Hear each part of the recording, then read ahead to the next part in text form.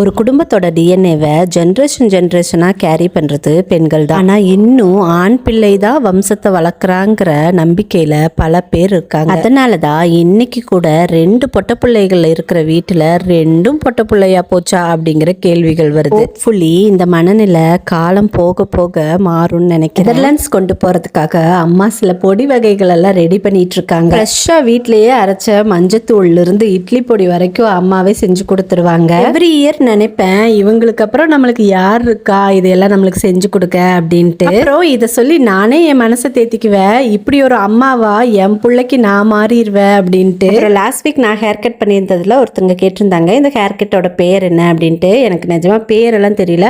ஆனால் நான் எப்போவுமே என்ன சொல்லுவேன் அப்படின்னா, எனக்கு வந்து ஸ்லைட் யூ பண்ணி மீடியம் லேயர் ஃப்ரண்ட் ஃபேஸ் வந்து ஃப்ரேம் பண்ணி கொடுங்க அப்படின்னு சொல்லுவேன். என்னோட ஹேருக்கு வந்து டீப் லேயர் போக முடியாது, மீடியமாக வச்சுக்கிறது தான் வந்து கொஞ்சம் பவுன்ஸியாக தெரியும் அப்படிங்கிறதுக்காக. நம்ம மீண்டும் பார்க்கலாம்.